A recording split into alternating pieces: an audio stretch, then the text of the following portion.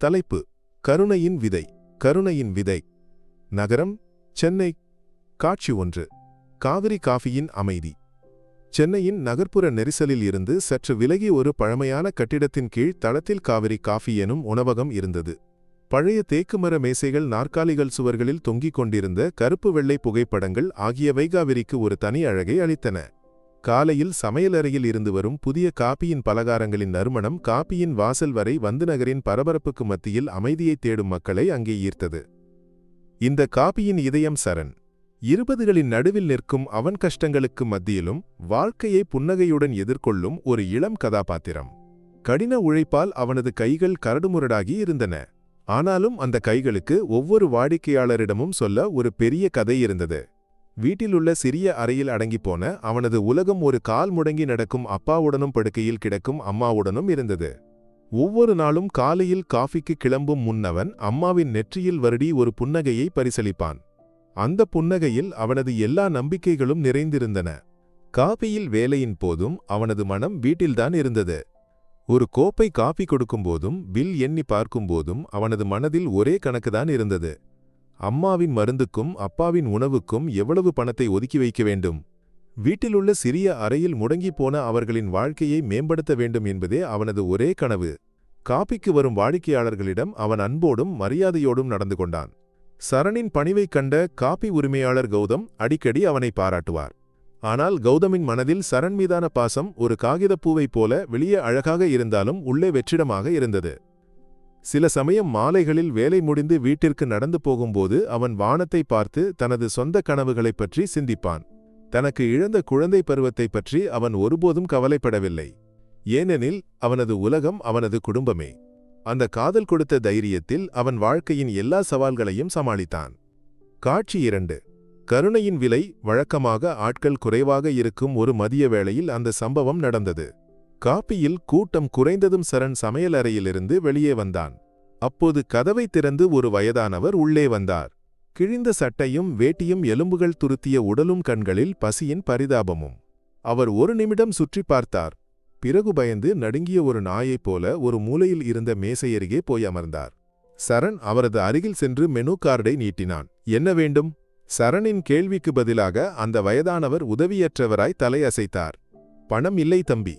அந்த வார்த்தைகள் சரணின் மனதை மிகவும் காயப்படுத்தியது. தனது அம்மாவின் அப்பாவின் முகம் அவனது மனதில் வந்து மறைந்தது.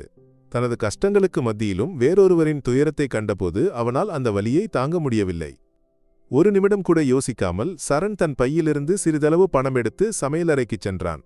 அங்கே கௌதமின் கண்ணில் படாமல் சூடான தேநீரையும் நல்ல உணவு நிறைந்த ஒரு தட்டையும் தயார் செய்து அந்த வயதானவரின் முன் வைத்தான்.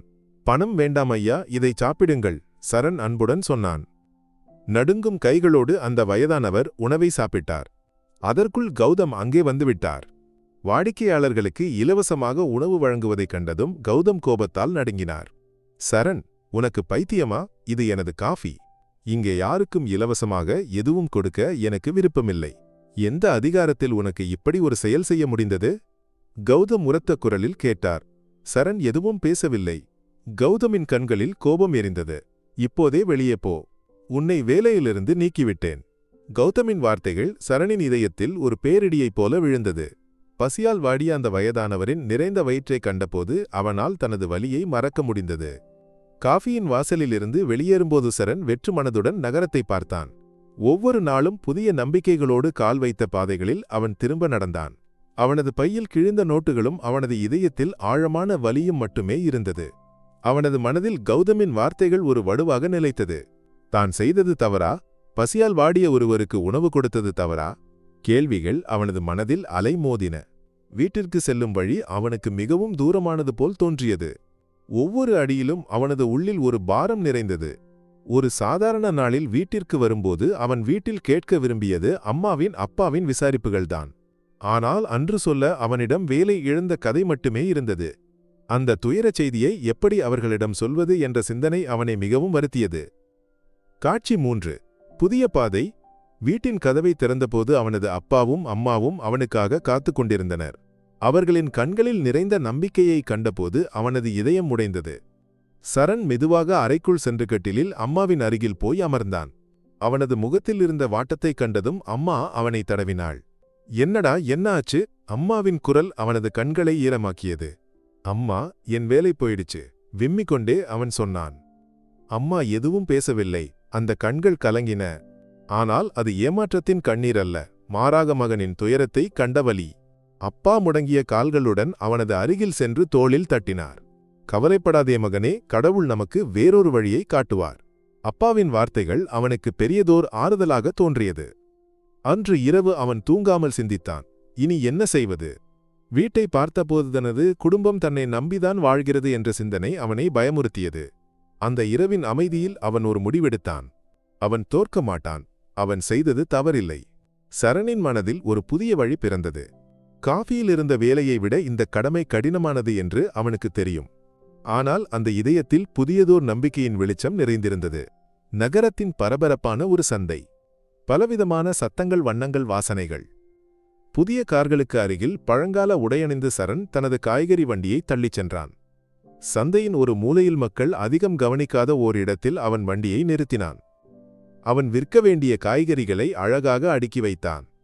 எல்லாம் அவனிடம் இருந்த கடைசி பணத்தை பயன்படுத்தி வாங்கியவை. ஒரு நோட்டுக்கட்டிலிருந்து எடுத்த பணம் அவன் பையில் வைத்திருந்தான்.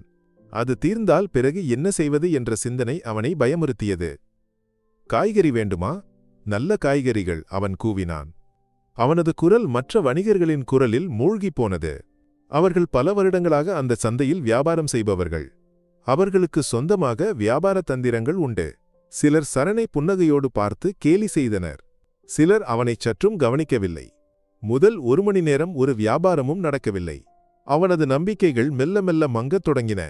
மதியமானபோது பசியும் சோர்வும் அவனை பிடித்தன.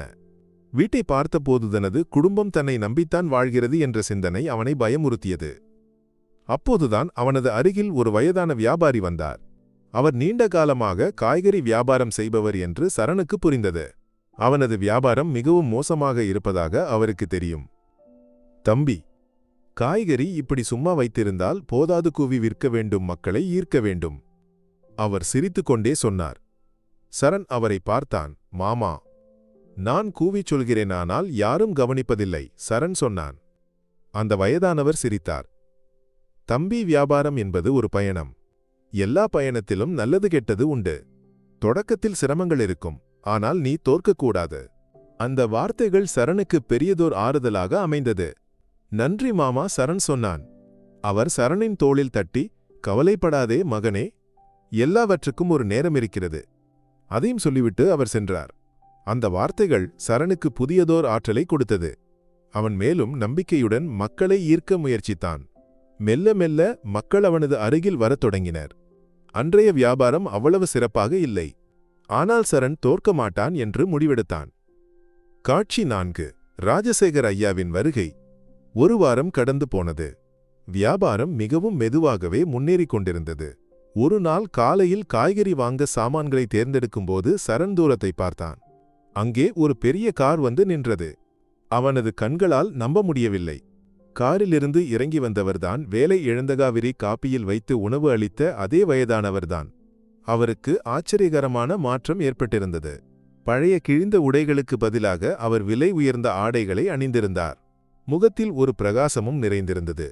ஆனாலும் அவரது கண்களில் அன்றும் கண்ட தயவின் ஒளி அப்படியே இருந்தது. சரணின் இதயம் வேகமாக துடித்தது. தான் கண்டது உண்மையா என்ற சந்தேகத்தில் அவன் அங்கிருந்து ஓடிப்போக முயன்றான். ஆனால் அதற்கு முன்பே அந்த வயதானவர் அவனை கண்டார். ஒரு புன்னகையோடு அவர் சரணின் அருகில் நடந்து வந்தார். தம்பி, நான் உங்களை தேடிக்கொண்டிருந்தேன், அவர் சொன்னார். சரணுக்கு ஆச்சரியம். நீங்களா? என்னையா? அவன் நம்ப முடியாமல் கேட்டான். ஆமாம், நான் ராஜசேகர். காவிரி காப்பியில் வைத்து எனக்கு உணவு அளித்த அதே மனிதன், அவர் சொன்னார். நீங்களா? சரண் சந்தேகத்துடன் அவரை பார்த்தான். நான் தான் மகனே, அந்த ராஜசேகர். அன்று பசியால் வாடி ஒரு நேர உணவிற்காக நான் நகரம் முழுவதும் அலைந்து கொண்டிருந்தேன். அப்போது நீங்கள் அளித்த உணவு எனக்கு ஒரு புதிய வாழ்க்கையை அளித்தது. அதற்கு நன்றி சொல்லத்தான் நான் வந்தேன், ராஜசேகர் சொன்னார். அந்த வார்த்தைகள் சரணுக்கு பெரியதோர் ஆறுதலாக அமைந்தது. நன்றி மாமா, சரண் சொன்னான். அவர் சரணின் தோளில் தட்டி, கவலைப்படாதே மகனே, எல்லாவற்றுக்கும் ஒரு நேரம் இருக்கிறது, அதையும் சொல்லிவிட்டு அவர் சென்றார். அந்த வார்த்தைகள் சரணுக்கு புதியதோர் ஆற்றலை கொடுத்தது. அவன் மேலும் நம்பிக்கையுடன் மக்களை ஈர்க்க முயற்சித்தான். மெல்ல மெல்ல மக்கள் அவனது அருகில் வரத் தொடங்கினர். அன்றைய வியாபாரம் அவ்வளவு சிறப்பாக இல்லை. ஆனால் சரண் தோற்க மாட்டான் என்று முடிவெடுத்தான். காட்சி 4. ராஜசேகர் ஐயாவின் வருகை. ஒரு வாரம் கடந்து போனது. வியாபாரம் மிகவும் மெதுவாகவே முன்னேறிக் கொண்டிருந்தது. ஒரு நாள் காலையில் காய்கறி வாங்க சாமான்களை தேர்ந்தெடுக்கும்போது சரண் தூரத்தை பார்த்தான். அங்கே ஒரு பெரிய கார் வந்து நின்றது. அவனது கண்களால் நம்ப முடியவில்லை.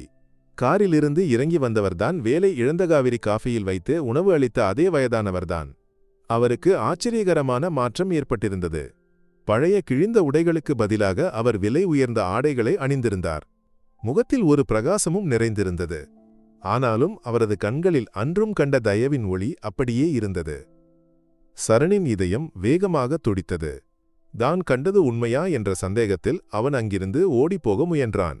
ஆனால் அதற்கு முன்பே அந்த வயதானவர் அவனை கண்டார்.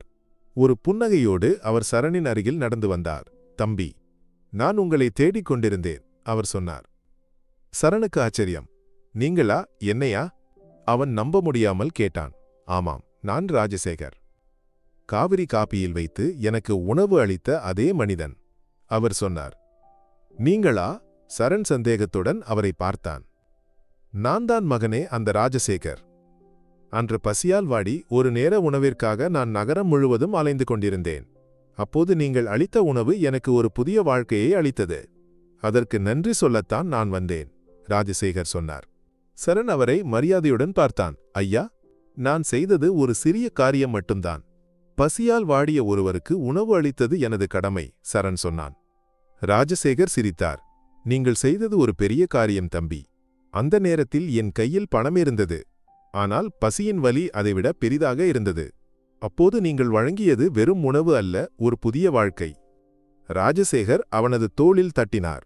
தம்பி, வாழ்க்கையில் நாம் செய்த நன்மை ஒரு நாள் நமக்கு திரும்பி வரும். உங்களது உண்மையையும் கடின உழைப்பையும் நான் கண்டேன். இந்த உலகம் அத்தகையவர்களை ஒருபோதும் கைவிடாது. ஒரு நாள் நீங்கள் இந்த உலகின் மிகப்பெரிய மனிதனாக ஆவீர்கள். அது உங்களது நன்மையின் கடின உழைப்பின் பலனாக இருக்கும்.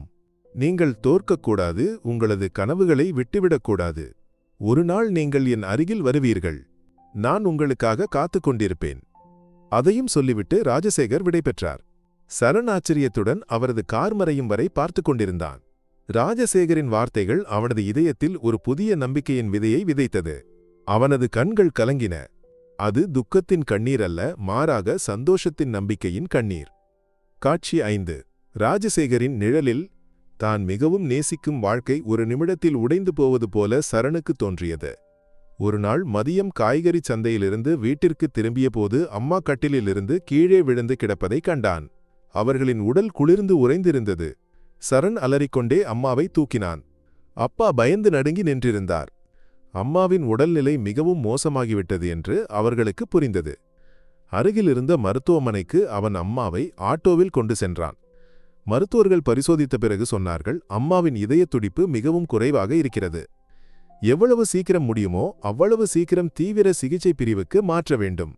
இல்லையெனில் ஒரு பெரிய ஆபத்து ஏற்படும். மருத்துவரின் வார்த்தைகள் சரணின் இதயத்தில் ஒரு வாளை போல குத்திட்டுச் சென்றது. அவன் மருத்துவரிடம் எவ்வளவு பணம் தேவைப்படும் என்று கேட்டான். மருத்துவர் சொன்ன தொகையை கேட்டு அவன் உடைந்து போனான். அவனது கையில் அவ்வளவு பணம் இல்லை. எனக்கு கொஞ்சம் நேரம் கொடுங்கள் டாக்டர், அவன் நடுங்கிக் கொண்டே சொன்னான். அப்பா அவனது அருகில் சென்று தோளில் தட்டினார். கவலைப்படாதே மகனே, நான் போய் பணம் கண்டுபிடிக்கிறேன். அப்பாவின் வார்த்தைகள் அவனுக்கு புதியதோர் நம்பிக்கையை அளிக்கவில்லை. ஏனெனில் அப்பாவிற்கு யாரையும் நம்பிச் செல்லக்கூடியவர்கள் இல்லை. அவன் பயந்து நடுங்கினான். எல்லா நம்பிக்கைகளும் இழந்தது போல அவனுக்கு தோன்றியது. அந்த நிமிடம் சரண் ராஜசேகரை நினைத்தான். தம்பி, வாழ்க்கையில் நாம் செய்த நன்மை ஒரு நாள் நமக்கு திரும்பி வரும். ஒரு நாள் நீங்கள் என் அருகில் வருவீர்கள். நான் உங்களுக்காக காத்துக் கொண்டிருப்பேன். ராஜசேகரின் வார்த்தைகள் அவனது மனதில் மீண்டும் ஒலித்தன. சரண் தனது பையிலிருந்து போன் எடுத்தான். அவனது கையில் இருந்தது ராஜசேகரின் கார்டு மட்டுமே. பல சந்தேகங்களும் பயமும் இருந்தபோதிலும் அவன் அழைத்தான். ஹலோ, நான் சரண், அவன் நடுங்கிக் கொண்டே சொன்னான். மறுமுனையில் ராஜசேகரின் குரல் ஒரு அமைதியான கடல் போல இருந்தது. நான் உங்களுக்காக காத்துக் கொண்டிருந்தேன் தம்பி. என்ன தம்பி, என்னாச்சு? சரண் நடந்த சம்பவங்களையெல்லாம் விம்மலுடன் அவரிடம் சொன்னான். ராஜசேகர் சரனை ஆசுவாசப்படுத்தினார். தம்பி, நீங்கள் எதையும் நினைத்து வருந்த வேண்டாம். உங்கள் அம்மாவை என் அம்மாவைப் போல நான் பார்த்துக் கொள்கிறேன். ராஜசேகர் சரணிடம் ஒரே ஒரு விஷயத்தை மட்டும் சொன்னார். அம்மாவை அங்கிருந்து என் மருத்துவமனைக்கு மாற்ற வேண்டும். நான் எல்லா விஷயங்களையும் அங்கே ஏற்பாடு செய்கிறேன். சிறிய காய்கறி வண்டியை தள்ளி நடந்த சரண் பெரிய காரில் ராஜசேகரின் கூட அம்மாவையும் அழைத்துக் கொண்டு மருத்துவமனைக்குச் சென்றான். அங்கே மருத்துவர்கள் அவர்களை காத்துக் கொண்டிருந்தார்கள். மருத்துவர்கள் சரணின் அம்மாவை எவ்வளவு சீக்கிரம் முடியுமோ அவ்வளவு சீக்கிரம் தீவிர சிகிச்சை பிரிவுக்கு மாற்றினர். சரண் மருத்துவரிடம் கேட்டான் இதற்கு வேண்டிய செலவுகள். ராஜசேகர் சரணின் தோளில் தட்டினார். தம்பி, நீங்கள் எதையும் நினைத்து வருந்த வேண்டாம். உங்கள் அம்மாவை என் அம்மாவைப் போல நான் பார்த்துக் கொள்கிறேன். நான் செய்தது எனது கடமை. ராஜசேகரின் வார்த்தைகள் சரணின் இதயத்தில் அன்பின் ஒரு புதிய அத்தியாயத்தை திறந்தது. அன்று இரவு அவன் தூங்காமல் சிந்தித்தான். ஒரு நேர உணவு கொடுத்ததற்கு ராஜசேகர் கொடுத்தது ஒரு புதிய வாழ்க்கை. சரண் தனது வாழ்க்கையில் ராஜசேகருக்கு கடமைப்பட்டவன் என்று அவனுக்கு தெரியும். அவனது கண்கள் கலங்கின. அது துக்கத்தின் கண்ணீர் அல்ல, மாறாக சந்தோஷத்தின் நம்பிக்கையின் கண்ணீர்.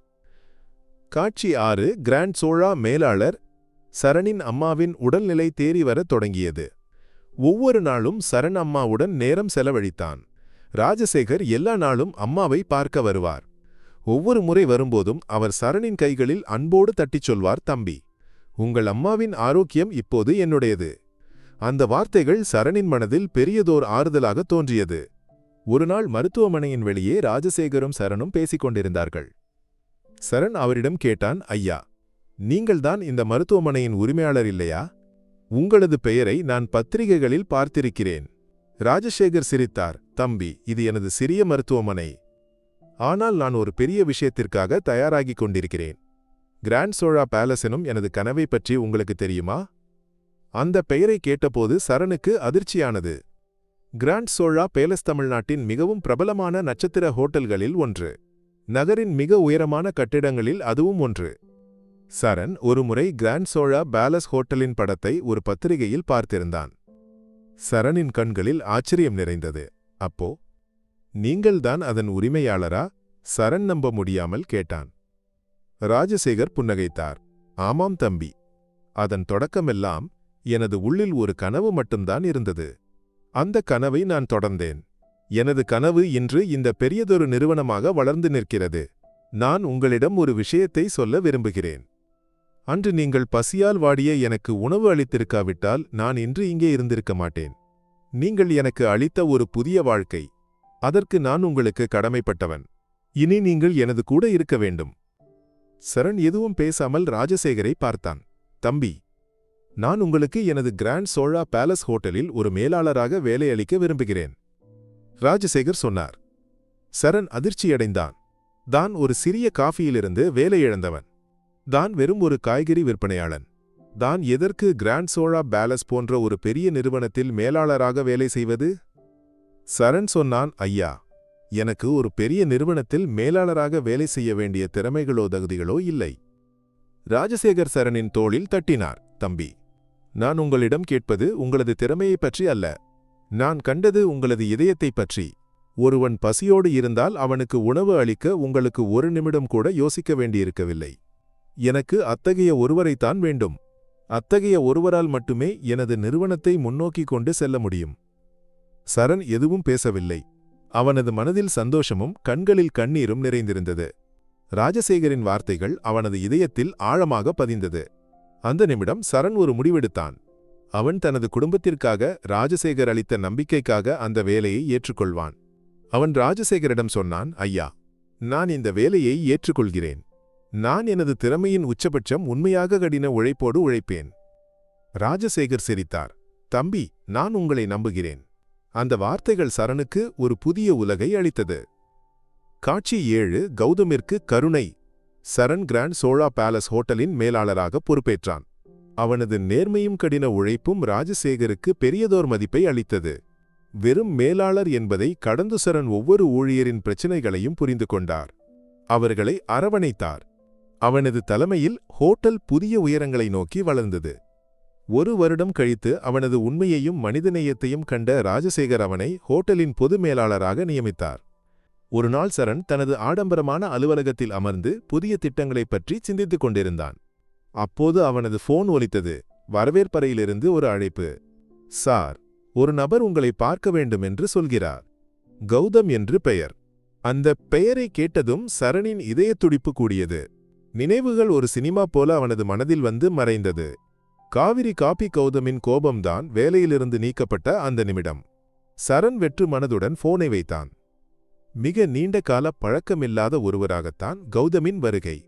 பழைய நகரின் காஃபி உரிமையாளராக இருந்த கௌதம் இப்போது பழைய ஆடம்பரமில்லாமல் துயரத்தை அனுபவிக்கும் ஒரு சாதாரண மனிதனைப் போல ஹோட்டலின் வரவேற்பறையில் நின்று கொண்டிருக்கிறார். அவனது கண்களில் பயமும் உதவியற்ற தன்மையும் நிறைந்திருந்தது. அவன் பல வேலைகளில் இருந்து நீக்கப்பட்டதும் அவனது குடும்பம் நிதி ரீதியாக தோல்வியடைந்ததும் சரணுக்கு புரிந்தது. கௌதமின் அருகில் நடந்து செல்லும்போது சரண் ஒரு நிமிடம் நின்றான். கௌதம் அண்ணா, சரண் அன்புடன் அழைத்தான்.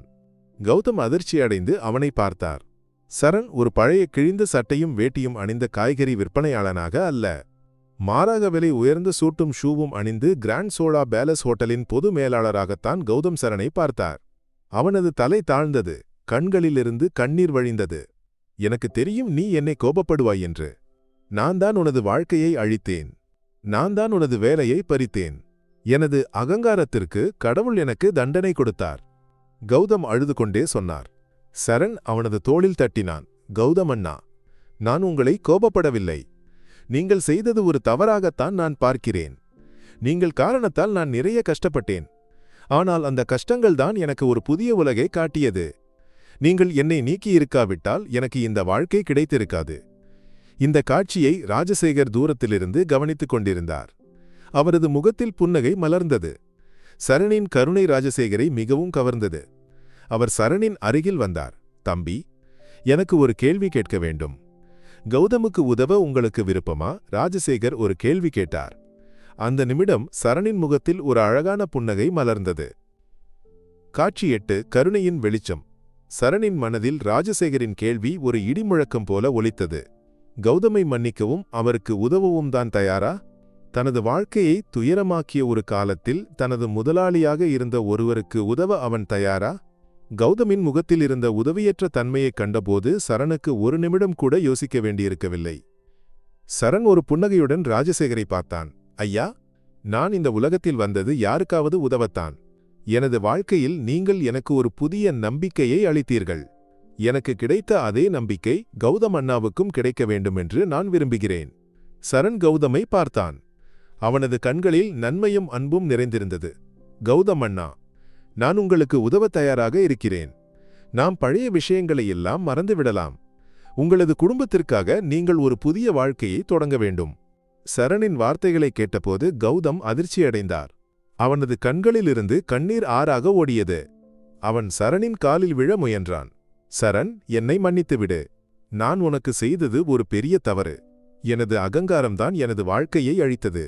என்னால் உனது வழியை பின்பற்ற முடியாது. நீ எனக்கு உதவ வேண்டாம், அவன் சொன்னான். சரண் கௌதமை எழுப்பினான்.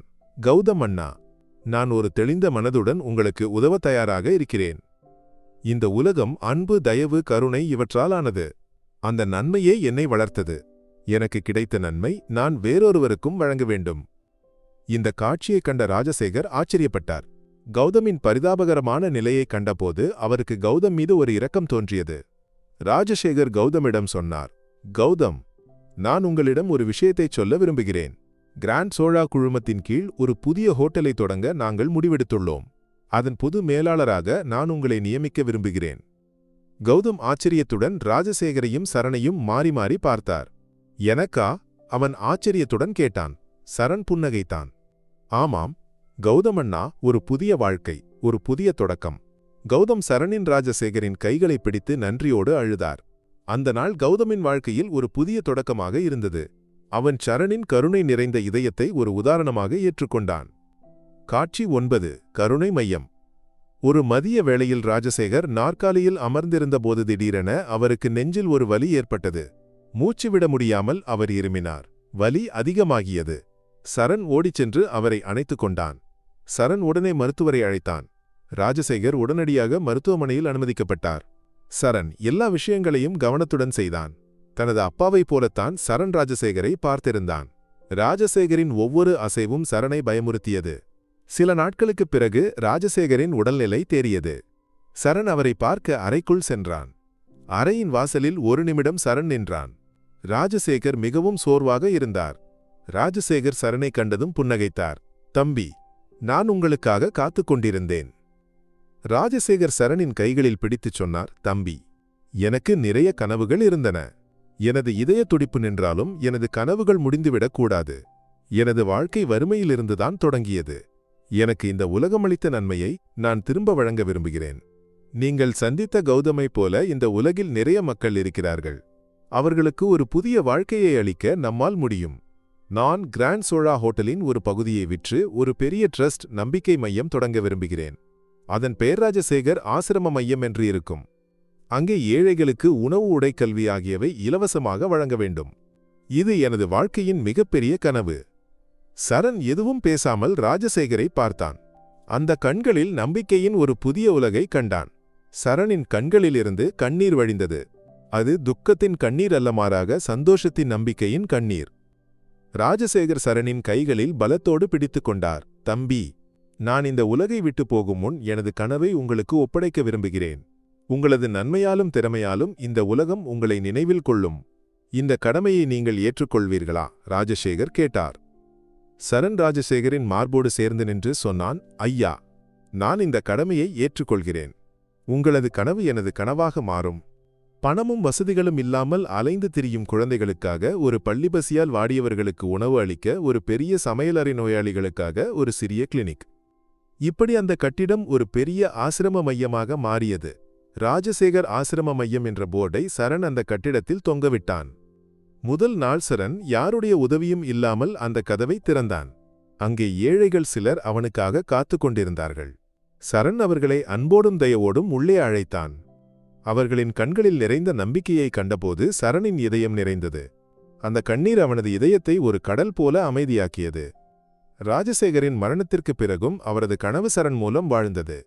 அவன் ஒவ்வொரு நாளும் ஆசிரம மையத்திற்கு சென்று மக்களுடன் பேசினான். அவர்களின் தேவைகளை புரிந்து கொண்டான்.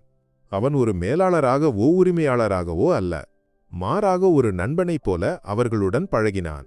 ராஜசேகர் சரணுக்கு அளித்த கடமை அவன் தனது வாழ்க்கையின் மிகப்பெரிய கனவாக ஏற்றுக்கொண்டான். வருடங்கள் ஒரு நதியைப் போல ஓடிவிட்டன.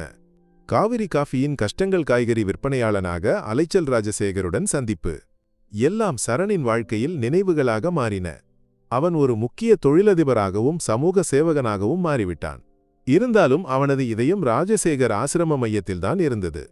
அவன் ஒவ்வொரு நாளும் அங்கே வருவான். அங்கிருக்கும் ஒவ்வொரு குழந்தையின் புன்னகையிலும் வயதானவரின் வார்த்தைகளிலும் அவன் ராஜசேகரின் ஆத்மாவை கண்டான். ஒரு நாள் ஆசிரம மையத்தின் முற்றத்தில் பழைய புடவை அணிந்து சோர்வடைந்து நிற்கும் ஒரு பெண்ணை அவன் கண்டான். அவளது முகத்தில் துயரத்தின் நிழல் விழுந்திருந்தது. சரண் அவளை கவனித்தான். அவளது கண்களில் பழைய காலத்தின் பசியின் பரிதாபத்தின் அதே வலியை கண்டான். அவளது முகம் அவனுக்கு உடனே ஞாபகம் வந்தது. கௌதமின் அம்மா. அந்த பெண் சரணை அடையாளம் கண்டு தலைகுனிந்தாள். சரண் அவர்களின் அருகில் சென்று அன்புடன் கேட்டான். அம்மா, இங்கே. அவர்கள் விம்மி எழுதார்கள். தம்பி, என் மகனுக்கு நிறைய காலமாக காய்ச்சல். அவனது வியாபாரம் நஷ்டமாகிவிட்டது. எங்களுக்கு உதவ யாரும் இல்லை. நாங்கள் ஒரு நேர உணவுக்கு கூட கஷ்டப்படுகிறோம். அவர்கள் அழுது கொண்டே சொன்னார்கள். சரண் கௌதமை பற்றி கேட்டான். அவன் நிறைய மாறிவிட்டான் என்றும் அவனது இதயம் நன்மை நிறைந்ததாகிவிட்டது என்றும் அவர்கள் சொன்னார்கள். சரணின் இதயத்தில் கௌதம் மீது ஒரு இரக்கம் தோன்றியது. தனக்கு கௌதமால் நிறைய கஷ்டங்கள் வந்தது என்று அவனுக்கு தெரியும்.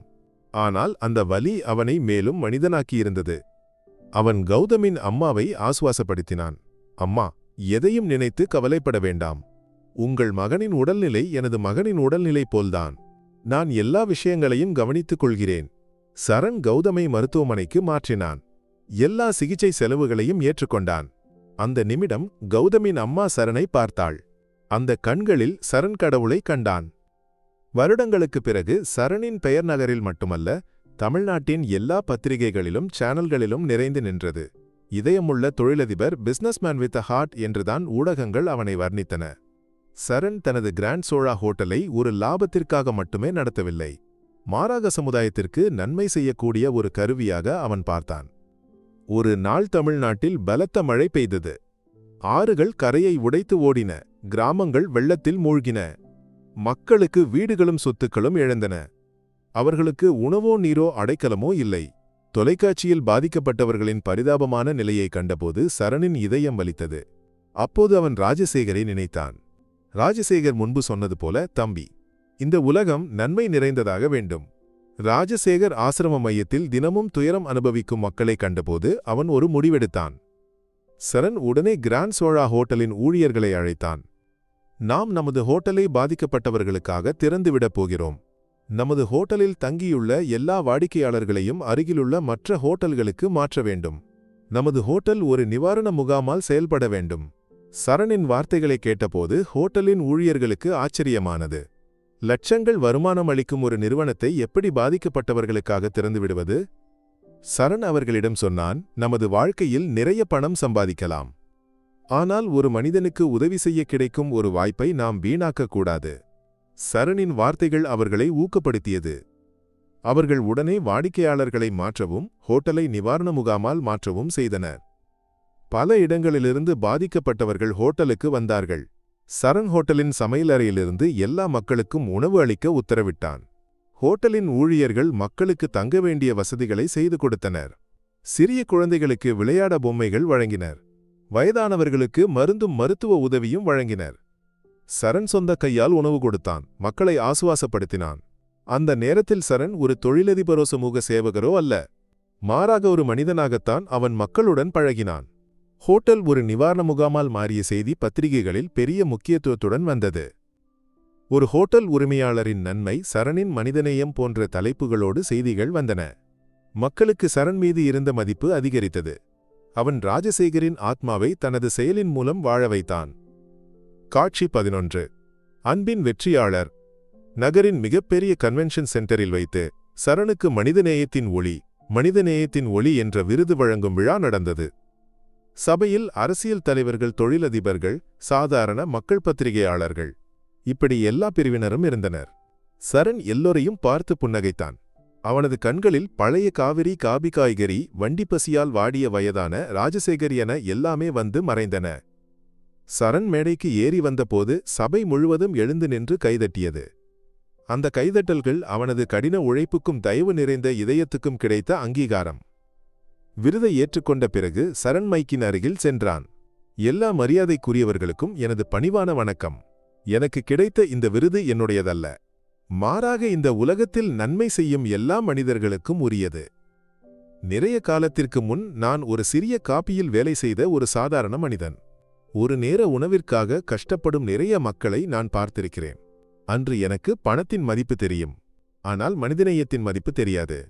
சரண் தொடர்ந்தான். ஒரு நாள் பசியால் வாடிய ஒரு வயதானவர் எனது அருகில் வந்தார். நான் எனது கையிலிருந்த கடைசி பணத்தை எடுத்து அவருக்கு உணவு வாங்கி கொடுத்தேன். அந்த நிமிடம் எனது வாழ்க்கை மாறியது. நான் வேலையிலிருந்து நீக்கப்பட்டேன். எனக்கு எனது வாழ்க்கையின் எல்லா நம்பிக்கைகளும் இழந்தது. ஆனால் ஒரு நாள் நான் கொடுத்த தயவு எனக்கு ஒரு பெரிய வரமாக திரும்பி வந்தது. அந்த வயதானவர் ராஜசேகர் ஐயா எனக்கு ஒரு புதிய வாழ்க்கையை காட்டிக் கொடுத்தார். ஐயா எனக்கு கற்றுத்தந்தது பணம் சம்பாதிப்பதற்காக அல்ல, மாறாக பணத்தை பயன்படுத்தி எப்படி நன்மை செய்யலாம் என்பதுதான். நான் கிராண்ட் சோழாவின் பொது மேலாளராக மாறியது எனது திறமையின் பலனாக மட்டுமன்று, மாறாக எனது நன்மையின் பலனாகத்தான். பிறகு கௌதம் அண்ணா என்ற எனது பழைய முதலாளி எனது அருகில் உதவி கேட்டு வந்தபோது எனக்கு அவருக்கு உதவ முடிந்தது எனது வாழ்க்கையின் மிகப்பெரிய சந்தோஷம். சரண் சபையை பார்த்தான். அவனது கண்களில் நம்பிக்கையும் அன்பும் நிறைந்து நின்றது. எனது வாழ்க்கையில் நான் நிறைய பணம் சம்பாதித்திருக்கிறேன், ஆனால் நான் எனக்கு கிடைத்த பணம் முழுவதையும் ராஜசேகர் ஆசிரம மையத்திற்காக பயன்படுத்தினேன். ஏனெனில் பணம் ஒரு நிமிடத்தில் இல்லாமல் போகும். ஆனால் ஒரு மனிதனுக்கு உதவி செய்ய கிடைக்கும் ஒரு வாய்ப்பை நாம் வீணாக்கக்கூடாது. நாம் இந்த உலகை விட்டு போனாலும் நமது நன்மை இந்த உலகத்தில் வாழ வேண்டும். எனது வாழ்க்கையில் நான் நிறைய வெற்றிகளை கண்டிருக்கிறேன், ஆனால் எனது வாழ்க்கையின் மிகப்பெரிய வெற்றி மற்றவர்களின் வாழ்க்கையில் மாற்றங்களை கொண்டு வர முடிந்ததுதான். இந்த உலகத்திடம் எனக்கு ஒரு விஷயம் மட்டும் சொல்ல வேண்டும். வாழ்க்கையில் வெற்றி பெறுவதை விட பெரியது மற்றவர்களின் வாழ்க்கையில் மாற்றங்களை கொண்டு வருவதுதான். சரணின் வார்த்தைகள் சபையில் ஒரு அமைதியை உருவாக்கியது. மக்களால் அழுகையை அடக்க முடியவில்லை. பலர் எழுந்து நின்று கைதட்டினர். அந்த கைதட்டல்கள் சரணுக்கான அங்கீகாரமல்ல, மாறாக அவனது இதயத்தில் இருந்த நன்மைக்கான அங்கீகாரம். சரணின் கதை ஒரு நாவலாக, திரைப்படமாக, பாடலாக எல்லோர் இதயங்களிலும் வாழ்ந்தது. அவன் ஒரு